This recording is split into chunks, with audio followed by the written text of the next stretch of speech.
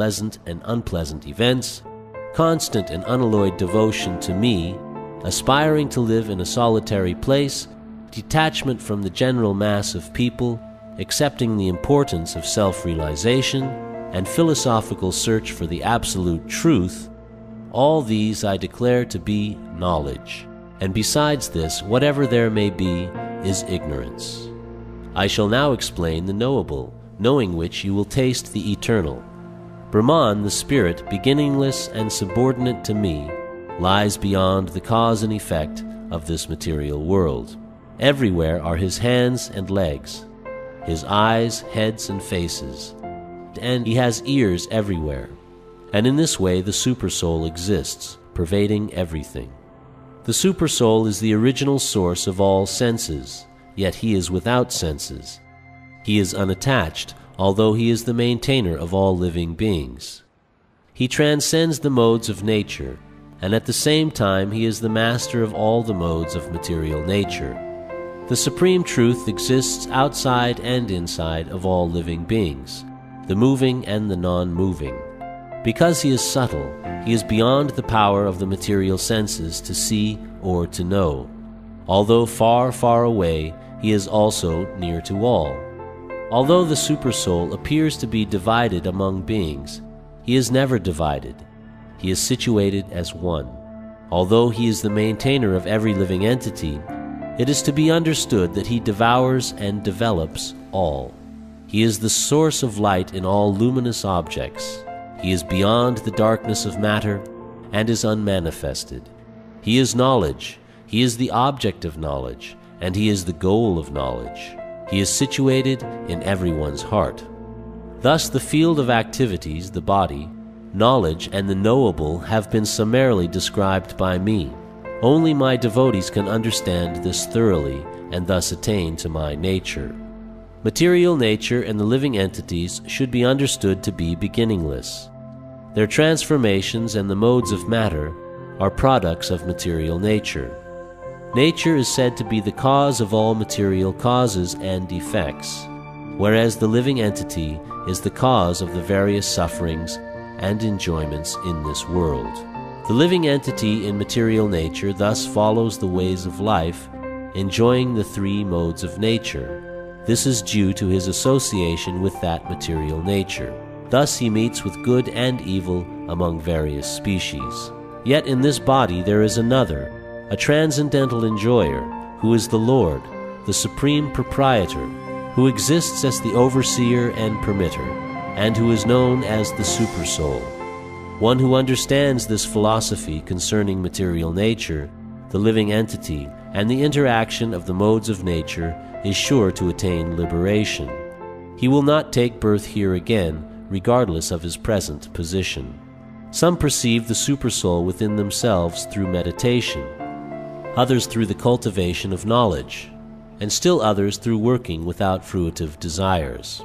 Again, there are those who, although not conversant in spiritual knowledge, begin to worship the Supreme Person upon hearing about him from others. Because of their tendency to hear from authorities, they also transcend the path of birth and death. O Chief of the Bhartas, know that whatever you see in existence, both the moving and the non-moving, is only a combination of the field of activities and the knower of the field. One who sees the Supersoul accompanying the individual soul in all bodies, and who understands that neither the soul nor the Supersoul within the destructible body is ever destroyed, actually sees. One who sees the Supersoul equally present everywhere, in every living being, does not degrade himself by his mind. Thus he approaches the transcendental destination. One who can see that all activities are performed by the body, which is created of material nature, and sees that the self does nothing, actually sees. When a sensible man ceases to see different identities due to different material bodies, and he sees how beings are expanded everywhere, he attains to the Brahman conception. Those with the vision of eternity can see that the imperishable soul is transcendental, eternal, and beyond the modes of nature. Despite contact with the material body, O Arjuna, the soul neither does anything nor is entangled.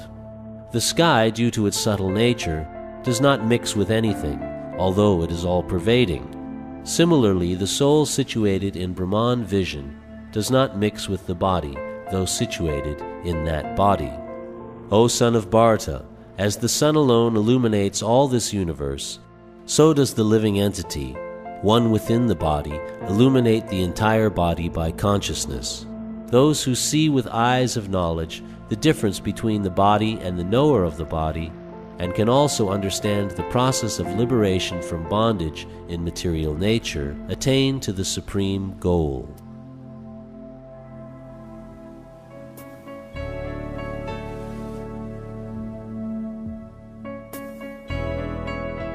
Chapter 14. The Three Modes of Material Nature. The Supreme Personality of Godhead said, "Again I shall declare to you this supreme wisdom, the best of all knowledge, knowing which all the sages have attained the supreme perfection. By becoming fixed in this knowledge, one can attain to the transcendental nature like my own. Thus established, one is not born at the time of creation or disturbed at the time of dissolution. The total material substance called Brahman is the source of birth, and it is that Brahman that I impregnate, making possible the births of all living beings, O son of Bharata. It should be understood that all species of life, O son of Kunti, are made possible by birth in this material nature, and that I am the seed-giving father. Material nature consists of three modes: goodness, passion, and ignorance. When the eternal living entity comes in contact with nature, O mighty Arnda Arjuna, he becomes conditioned by these modes. O sinless one, the mode of goodness, being purer than the others, is illuminating, and it frees one from all sinful reactions. Those situated in that mode become conditioned by a sense of happiness and knowledge. The mode of passion is born of unlimited desires and longings, O son of Kunti, and because of this the embodied living entity is bound to material fruitive actions. O son of Bharata, know that the mode of darkness, born of ignorance, is the delusion of all embodied living entities. The results of this mode are madness, indolence, and sleep, which bind the conditioned soul. O son of Bharata, the mode of goodness conditions one to happiness, passion conditions one to fruitive action, and ignorance, covering one's knowledge, binds one to madness. Sometimes the mode of goodness becomes prominent, defeating the modes of passion and ignorance, O son of Bharata. Sometimes the mode of passion defeats goodness and ignorance, and at other times ignorance defeats goodness and passion. In this way there is always competition for supremacy. The manifestations of the mode of goodness can be experienced when all the gates of the body are illuminated by knowledge. O chief of the Bharatas, when there is an increase in the mode of passion, the symptoms of great attachment, fruitive activity, intense endeavor, and uncontrollable desire and hankering develop. When there is an increase in the mode of ignorance, O son of Kuru, darkness, inertia, madness, and illusion are manifested. When one dies in the mode of goodness, he attains to the pure higher planets of the great sages. When one dies in the mode of passion, he takes birth among those engaged in fruitive activities. And when one dies in the mode of ignorance, he takes birth in the animal kingdom. The result of pious action is pure and is said to be in the mode of goodness, but action done in the mode of passion results in misery, and action performed in the mode of ignorance results in foolishness. From the mode of goodness, real knowledge develops. From the mode of passion, greed develops. And from the mode of ignorance develops foolishness, madness, and illusion. Those situated in the mode of goodness gradually go upward to the higher planets. Those in the mode of passion live on the earthly planets. And those in the abominable mode of ignorance go down to the hellish worlds. When one properly sees that in all activities no other performer is at work than these modes of nature, and he knows the Supreme Lord, who is transcendental to all these modes, he attains my spiritual nature. When the embodied being is able to transcend these three modes associated with the material body, he can become free from birth, death, old age, and their distresses, and can enjoy nectar even in this life. Arjuna inquired, "O my dear Lord, by which symptoms is one known who is transcendental to these three modes? What is his behavior, and how does he transcend the modes of nature?" The Supreme Personality of Godhead said, "O son of Pandu, he who does not hate illumination, attachment and delusion when they are present, or long for them when they disappear, who is unwavering and undisturbed through all these reactions of the material qualities, remaining neutral and transcendental, knowing that the modes alone are active, who is situated in the self and regards alike happiness and distress, who looks upon a lump of earth, a stone, and a piece of gold with an equal eye, who is equal toward the desirable and the undesirable, who is steady, situated equally well in praise and blame, honor and dishonor, who treats alike both friend and enemy, and who has renounced all material activities. Such a person is said to have transcended the modes of nature."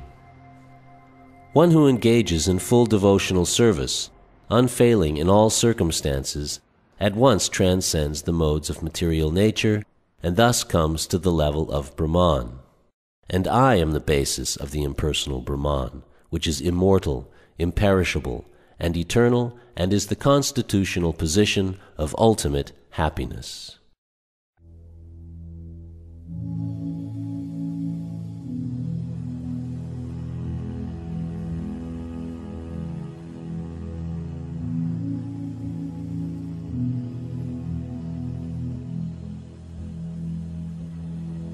Chapter 15. The Yoga of the Supreme Person. The Supreme Personality of Godhead said, "It is said that there is an imperishable banyan tree that has its roots upward and its branches down, and whose leaves are the Vedic hymns.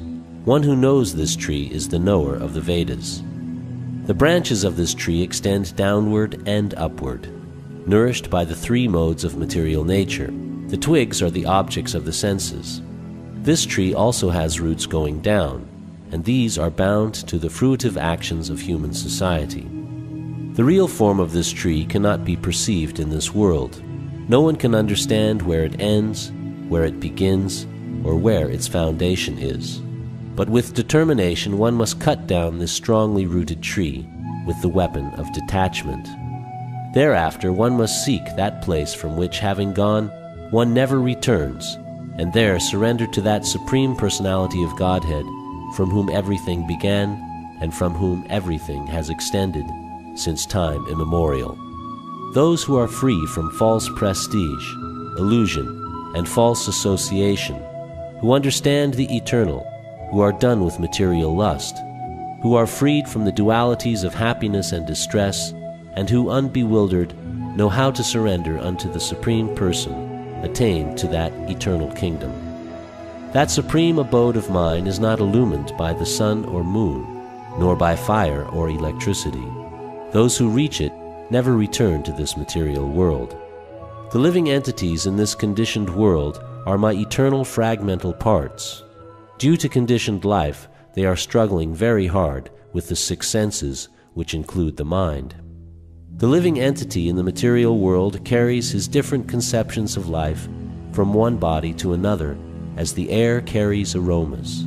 Thus he takes one kind of body and again